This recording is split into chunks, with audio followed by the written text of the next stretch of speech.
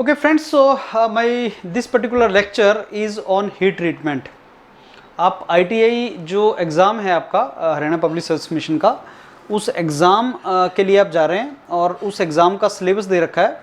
उस सिलेबस के अंदर basic knowledge of workshop science करके एक चीज़ मेंशन्ड है, वर्कशॉप टेक्नोलॉजी का पार्ट है वो। और उस वर्कशॉप टेक्नोलॉजी में आपका एक टॉपिक है बेसिक्स ऑफ हीट ट्रीटमेंट। देखो, आपको सब्जेक्ट का बेसिक नॉलेज बहुत ज़्यादा इंपॉर्टेंट है। एक particular level of knowledge is required and basic of heat treatment उसी का पार्ट है। तो बेसिक ऑफ हीट ट्रीटमेंट मतलब हीट ट्रीटमेंट होता क्या है, क्यों हीट ट्रीटमेंट को यूज़ किया जाता है, उससे रिलेटेड ये कंसेप्ट है।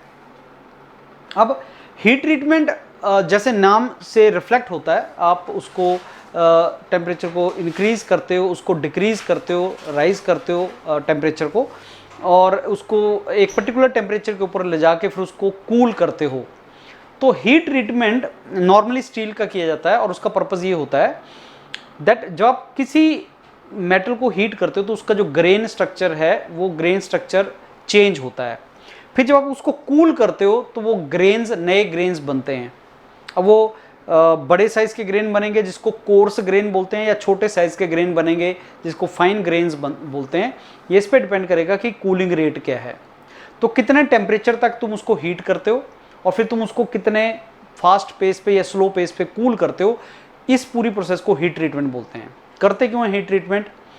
इससे कुछ मैकेनिकल प्रॉपर्टीज़ इवेंचुअली आपकी जो मेटल है उसके अंदर आती हैं, जैसे हार्डनेस, स्ट्रेंथ, डक्टिलिटी, टफनेस। इन प्रॉपर्टीज़ के लिए हीट ट्रीटमेंट किया जाता है। अब आज के लेक्चर में मैं आपको कुछ heat treatment processes, normalising, annealing फिर full annealing, process annealing, stress relieving भी बोलते हैं जिसको, टेम्परिंग, स्फेरोडाइजिंग, टेम्परिंग में मार टेम्परिंग, ऑस टेम्परिंग, इनके बारे में बताऊंगा।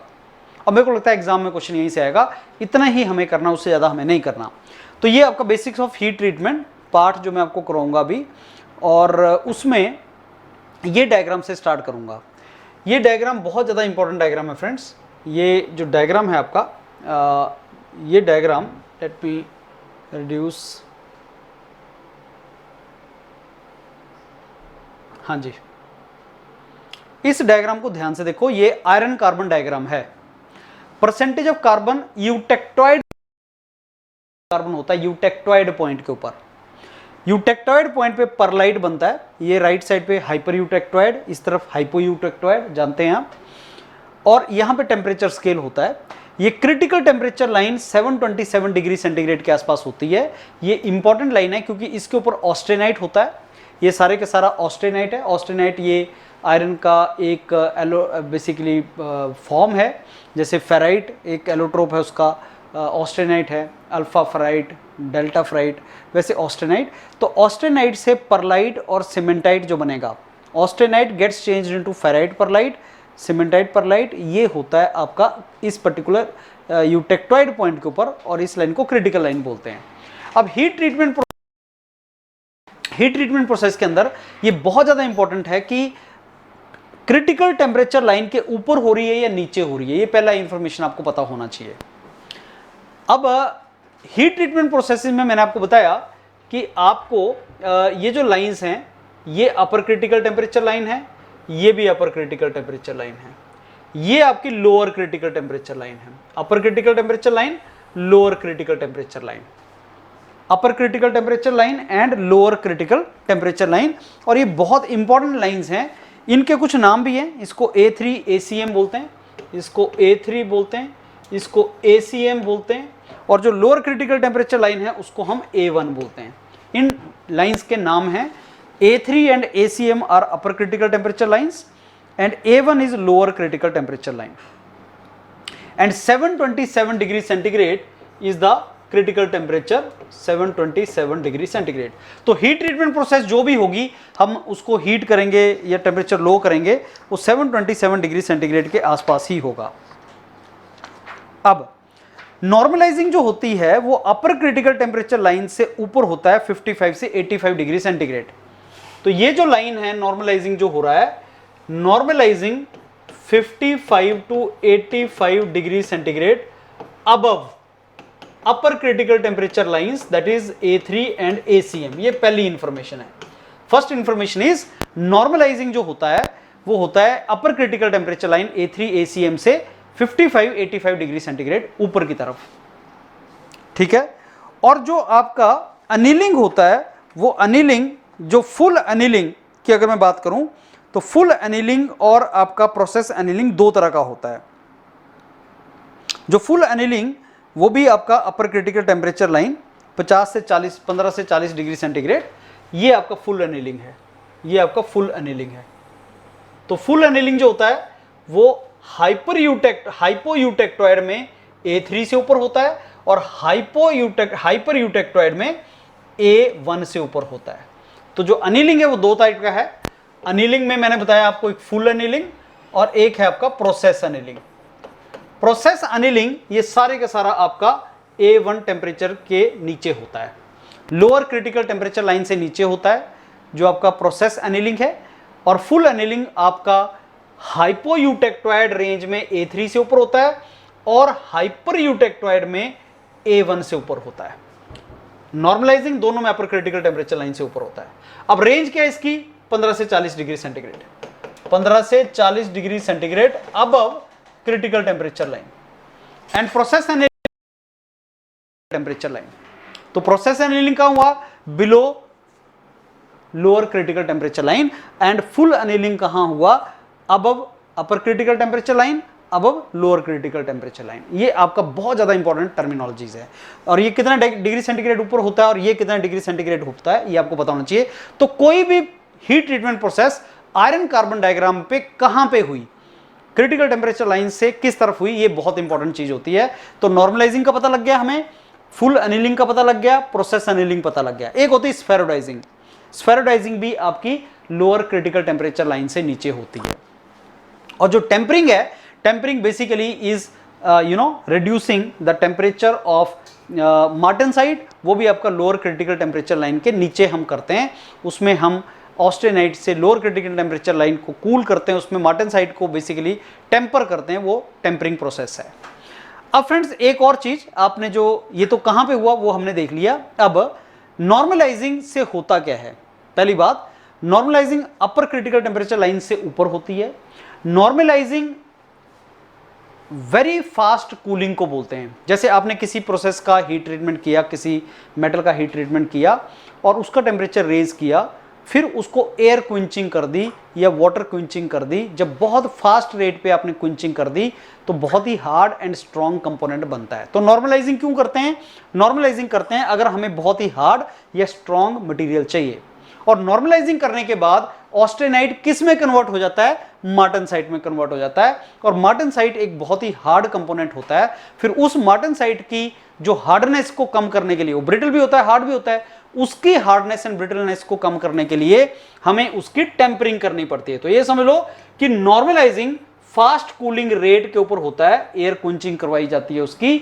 और जब ऐसा होता है तो बड़ा स्ट्रॉन्ग कंपोनेंट, बड़ा स्ट्रॉन्ग मटेरियल बनता है जिसको मार्टेनसाइट बोलते हैं।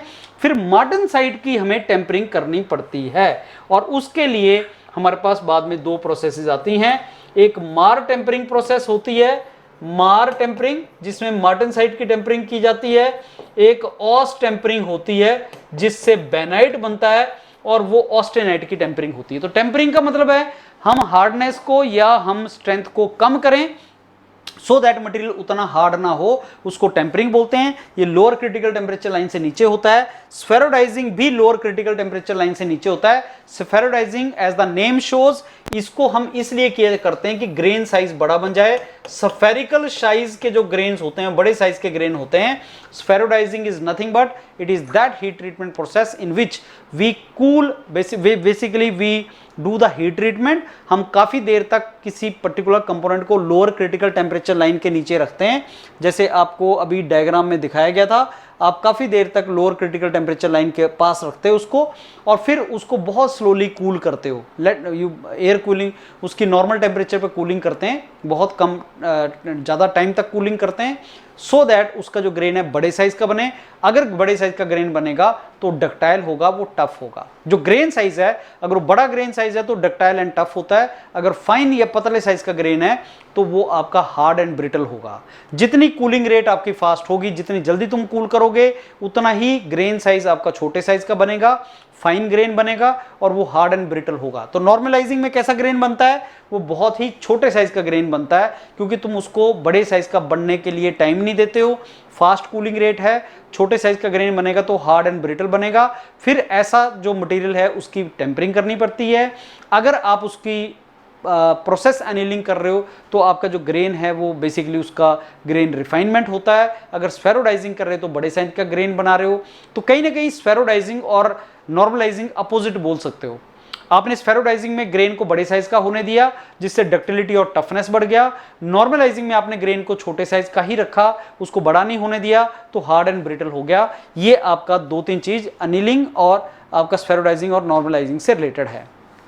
अब जो अनिलिंग है फ्रेंड्स, वो 2 तरीके का होता है। एक अनिलिंग होता है आपका फुल अनिलिंग, जो मैंने आपको बताया कि आपका अपर critical temperature line lower critical temperature line से ऊपर होता है, और प्रोसेस एनीलिंग जो लोअर क्रिटिकल टेम्परेचर लाइन से नीचे होता है। प्रोसेस एनीलिंग का पर्पस होता है कि जो स्ट्रेसेस मटेरियल के अंदर आ जाती है मेटल फॉर्मिंग के थ्रू, मेटल वर्किंग के थ्रू, उन स्ट्रेसेस को रिलीव करना, वो प्रोसेस एनीलिंग का काम है। जैसे आप रोलिंग ऑपरेशन जब करते हो, रोलिंग ऑपरेशन में ग्रेन्स एक दूसरे में एंटेंगल हो जाते हैं, और जब वो ग्रेन एक दूसरे में एंटेंगल होंगे तो उनमें स्ट्रेसेस आ जाएंगी। उन स्ट्रेसेस को रिलीव करने के लिए प्रोसेस एनीलिंग होता है। और फुल एनीलिंग का पर्पस होता है कि मटेरियल ज़्यादा मशीनेबल हो जाए, उसमें डक्टिलिटी आ जाए, उस मटेरियल में उसके जो स्ट्रेसेस जो उसके अंदर ग्रेन्स हैं वो उनका साइज कुछ इस तरीके से हो जाए कि वो आपकी डक्टिलिटी वगैरह उसमें इंट्रोड्यूस हो जाए। तो नॉर्मलाइजिंग क्यों करते हैं? अगर हम एक एक वर्ड बताएं तो मटेरियल को स्ट्रॉन्ग एंड हार्ड बनाने के लिए हम नॉर्मलाइजिंग करते हैं। फुल एनीलिंग क्यों करते हैं? मटेरियल को सॉफ्ट बनाने के लिए, डक्टाइल बनाने के लिए हम हार्ड ये एनीलिंग करते हैं। प्रोसेस एनीलिंग क्यों करते हैं? स्ट्रेस को रिलीव करने के लिए, स्ट्रेस रिलीविंग के लिए कोल्ड वर्किंग से प्रोसेस एनीलिंग करते हैं। स्फेरोडाइजिंग क्यों करते हैं? मटेरियल को टफ डक्टाइल बनाने के लिए मटेरियल को हम ऐसा करते हैं। टेम्परिंग क्यों करते हैं? हार्डनेस को कम करने के लिए, हार्डनेस एंड स्ट्रेंथ जो आपने नॉर्मलाइजिंग से डाली उसको कम करने के लिए। तो अगर आप ये 2-4 चीजें पता कर लें तो मेरे को लगता है हीट ट्रीटमेंट में एग्जाम में क्वेश्चन यहीं से आता है। नॉर्मलाइजिंग हार्डनेस एंड स्ट्रेंथ को बढ़ाना, और टेम्परिंग उसको कम करना। टेम्परिंग करते किसके बाद है? नॉर्मलाइजिंग के बाद। स्फेरोडाइजिंग का पर्पस बड़े साइज का ग्रेन, उसका पर्पस डक्टिलिटी एंड टफनेस बढ़ाना। अनिलिंग कितने तरह की होती है? 2 तरह की, full annealing and process annealing. Process annealing किस लिए करते हैं? स्ट्रेसेस को रिलीव करने के लिए। जो मेटल फॉर्मिंग के बाद स्ट्रेसेस आ जाती हैं, जब ग्रेन एक दूसरे के अंदर एंटेंगल हो जाता है तो स्ट्रेसेस आ जाती हैं, उनको खत्म करने के लिए प्रोसेस एनीलिंग होता है। फुल एनीलिंग क्यों करते हैं? फुल एनीलिंग से हम कुछ मटेरियल की प्रॉपर्टीज बेसिकली उसमें इंट्रोड्यूस करते हैं, इसके लिए फुल एनीलिंग किया जाता है। अब देखो फ्रेंड्स, एक और डायग्राम जो मैंने आपको दिखाया वो इस तरीके से होता है। तो आपके पास ये जो नॉर्मलाइजिंग है जो आपको दिख रहा है, ये रेंज नॉर्मलाइजिंग की है, ये आपका ग्रे जो है वो फुल एनीलिंग है। फिर आपकी जो प्रोसेस एनीलिंग वगैरह है वो इस तरीके से दिखती है आपको। स्फेरोडाइजिंग यहाँ पे होता है। तो यहाँ से आपको थोड़ा सा आइडिया लगेगा कि कौन सी हीट ट्रीटमेंट प्रोसेस लाइन से ऊपर होती है, कौन सी heat treatment process critical temperature line से नीचे होती है। तो बताओ जरा, क्रिटिकल टेम्परेचर लाइन से ऊपर कौन सी प्रोसेस हीट ट्रीटमेंट होती है? Normalising and full annealing. नीचे कौन सी होती है? प्रोसेस एनीलिंग, स्फेरोडाइजिंग एंड टेम्परिंग होती है। तो ये आपकी थोड़ा सा वहां से आपको आइडिया लगेगा। ये मैंने किस चीज का डायग्राम बना रखा है? रोलिंग ऑपरेशन का। अब आप यहां पे देख रहे हो, जब मैं रोलिंग ऑपरेशन करता हूं तो जो ग्रेन है वो फाइन साइज का ग्रेन बन जाएगा। ग्रेन्स को मैं तोड़ता हूं और छोटे छोटे साइज के ग्रेन बन जाते हैं, जो आपको यहां से दिखते हैं पतले लंबे ग्रेन, जो छोटे साइज के ग्रेन होते हैं। स्फेरिकल ग्रेन जो बड़े साइज के ग्रेन होते हैं। जितना ग्रेन स्फेरिकल होगा, बड़े साइज का होगा, उतना ही वो सॉफ्ट एंड टफ होगा। सॉफ्ट एंड टफ ग्रेन कैसे होते हैं? जो लार्ज साइज के ग्रेन है, और लार्ज साइज के ग्रेन स्फेरिकल साइज के ग्रेन होते हैं। इसीलिए स्फेरोडाइजिंग में मैं क्या करता हूं? मैं हीट करता हूं सो दैट छोटे छोटे ग्रेन मर्ज करके बड़ा ग्रेन बन जाए और मटेरियल टफ एंड आपका जो डक्टाइल हो जाए, जिससे मशीनेबिलिटी भी बढ़ती है। मशीनेबिलिटी बढ़ानी है तो डक्टिलिटी आपकी ज़्यादा होनी चाहिए। और डक्टिलिटी कैसे बढ़ा सकते हो? ग्रेन को बड़ा साइज करके। और ग्रेन का साइज बड़ा कैसे करोगे? स्फेरोडाइजिंग प्रोसेस से। अब जब मैंने मेटल फॉर्मिंग किया तो ग्रेन आपका फाइन हो गया। फाइन ग्रेन कैसा होता है? फाइन ग्रेन आपका हार्ड होता है, आपका ब्रिटल होता है, उसको आगे मटेरियल बेसिकली फॉर्मिंग करना डिफिकल्ट होता है। तो यहां पे हम क्या करते हैं? प्रोसेस एनीलिंग करते हैं। प्रोसेस एनीलिंग का पर्पस क्या है? जो भी स्ट्रेसेस इंड्यूस हो गई, अब ये ग्रेन आपस में एंटेंगल हो गए, तो जो स्ट्रेसेस इंड्यूस हुई उन स्ट्रेसेस को कम करने के लिए हम क्या करते हैं? प्रोसेस एनीलिंग करते हैं। तो एक चीज आप बड़े इंपॉर्टेंट है जो आपको याद रखना है कि प्रोसेस एनीलिंग किया जाता है स्ट्रेस को रिलीव करने के लिए। एक और आपने फ्रेंड्स पढ़ा होगा, स्ट्रेस स्ट्रेन डायग्राम में आप पढ़ते हो, जो माइल्ड स्टील का स्ट्रेस स्ट्रेन डायग्राम है उसमें एक रीजन होता है स्ट्रेस स्ट्रेन डायग्राम में जिसको स्ट्रेन हार्डनिंग रीजन बोलते हैं। स्ट्रेन हार्डनिंग रीजन के अंदर जब स्ट्रेन हार्डनिंग कहां पे हो रही है, यही चीज को स्ट्रेन हार्डनिंग बोलते हैं। मेटल फॉर्मिंग के अंदर स्ट्रेन हार्डनिंग होती है।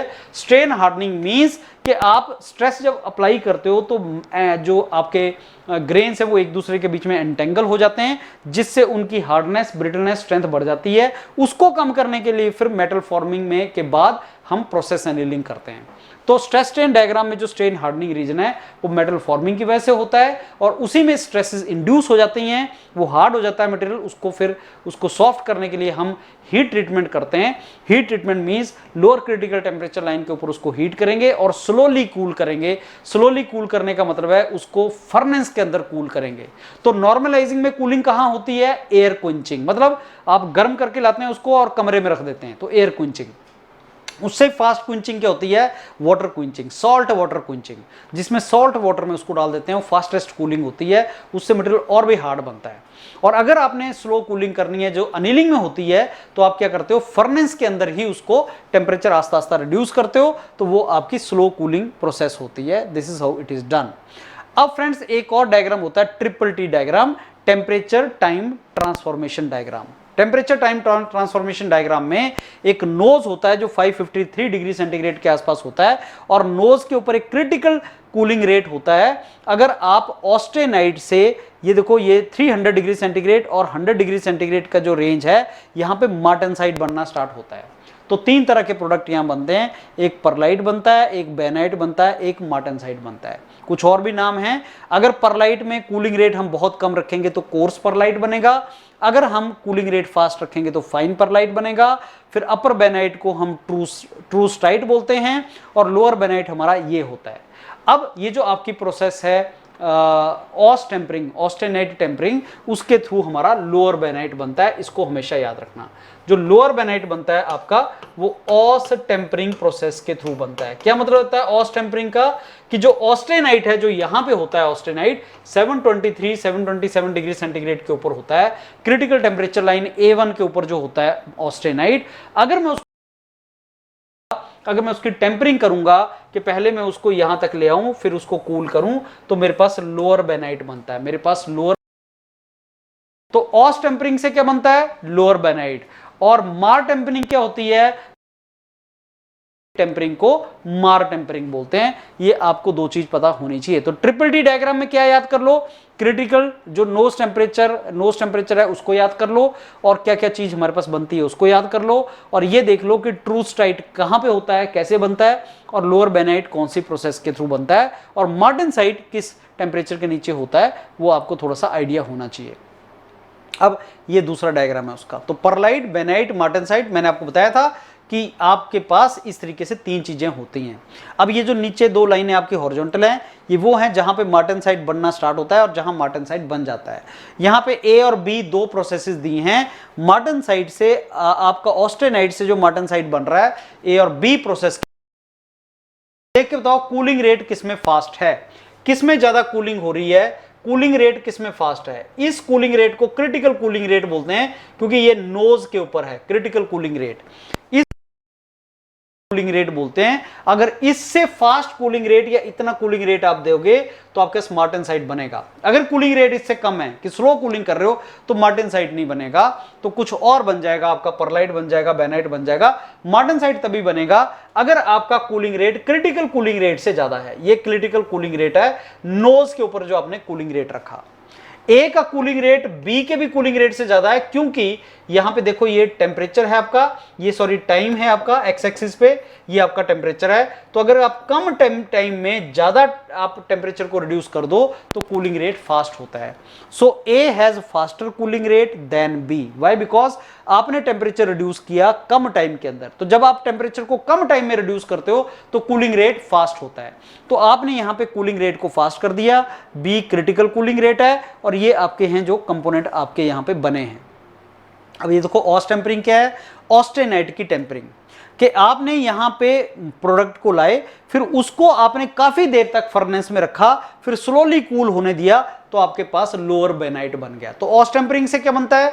Lower bainite. ऐसे इसमें आपने किया क्या, आप ऑस्टेनाइट की कूलिंग की आपने, फिर आप यहां पे खड़े हो गए, आप नीचे नहीं आए, आप यहां पे खड़े हो गए, मतलब आपने फर्नेस में उसको डाल दिया। जब आपने फर्नेस में उसको डाला तो कंपोनेंट आस्ता आस्ता कूल हुआ, तो वो आपका बेनाइट बन गया। तो कौन सी प्रोसेस के थ्रू बेनाइट बनता है? सर ऑस टेम्परिंग के थ्रू बनता है, जिसमें आप कूलिंग रेट को क्रिटिकल कूलिंग रेट से ज्यादा लाते हो पहले, और फिर उसको फर्नेस पे रख देते हो। तो क्या है ऑस टेम्परिंग? कूलिंग विद रेट जो क्रिटिकल कूलिंग रेट से ज्यादा है, वो आपका नोज ट्रिपल ट्री डायग्राम के नोज पे रिफ्लेक्ट होता है। फिर बहुत देर तक हम उसको हाई टेम्परेचर पे रखते हैं, और फिर उसको स्लोली रूम टेम्परेचर पे कूल करते हैं, और इससे अपर या लोअर बेनाइट मेरा बनता है। तो बेनाइट फॉर्मेशन तक हम उसको आराम से रूम टेम्परेचर के ऊपर, उसको हाई टेम्परेचर के ऊपर रखते हैं। This is austempering. Martempering friends क्या होता है? मार टेम्परिंग मैंने आपको बताया, मार्टेनसाइट की टेम्परिंग, कि जो मार्टेनसाइट आपका बना हुआ है मैंने उसकी टेम्परिंग करनी है, फिर मैं उसको हीट ट्रीटमेंट करूंगा। जब मैं उसको हीट ट्रीट करूंगा तो उसका टेम्परेचर उसको स्लोली कूल करूंगा, स्लोली कूल करने के बाद उसका मैं बेसिकली प्रॉपर्टीज बढ़ाऊंगा, उसकी हार्डनेस और ब्रिटलनेस को उसके कम करूंगा, तो उसको मार टेम्परिंग बोलते हैं। और मार टेम्परिंग जो प्रोसेस है उससे प्रॉपर्टीज इंप्रूव होती हैं मार्टेनसाइट की, जो बहुत ही हार्ड है और बहुत ही ब्रिटल मटेरियल होता है, और इसलिए उसकी हीटिंग की जाती है, और सीक्वेंशियल सीरीज ऑफ कूलिंग की जाती है। उसकी जो कूलिंग की जाती है वो सीक्वेंस में की जाती है, स्टेप्स में की जाती है। तो ये स्टेप्स में जो कूलिंग की जाती है, cooling done in the steps, तो ये स्टेप्ड कूलिंग भी इसको बोलते हैं, स्टेप्ड कूलिंग। मार्टेनसाइट को जब हम टेम्परिंग, फिर उसकी कूलिंग को हम स्टेजेस में करते हैं, तो उसको बोलते हैं मार टेम्परिंग, मार्टेनसाइट की टेम्परिंग, राइट। जिससे मार्टेनसाइट की जो स्ट्रेंथ और ब्रिटलनेस है वो कम हो जाती है। That is the benefit we get it. So friends, आपको क्या याद करना है? मार टेम्परिंग स्टेप्ड कूलिंग होती है। मार्टेनसाइट को आप हीट करते हो, फिर आप स्टेजेस में उसको कूल करते हो, और जब स्टेजेस में आप उसको कूल करते हो तो बेसिकली आपका जो मार्टेनसाइट है वो टेम्पर्ड हो जाता है। दैट मीन्स उसकी हार्डनेस और ब्रिटलनेस उतनी नहीं होती जितनी पहले थी। जब आप ऑस टेम्परिंग करते हैं तो आपके पास बेनाइट बनता है। ऑस टेम्परिंग का मतलब ऑस्टेनाइट को जब आप टेम्परिंग करोगे, ऑस्टेनाइट को आप जब कूल करोगे तो उसकी कूलिंग, उसको एक क्लोज आप बेसिकली कंट्रोल्ड कूलिंग करोगे, फास्ट कूलिंग नहीं करोगे, तो बेनाइट बन जाएगा, उसको नीचे नहीं आने दोगे, उसको ऑस टेम्परिंग बोलते हैं।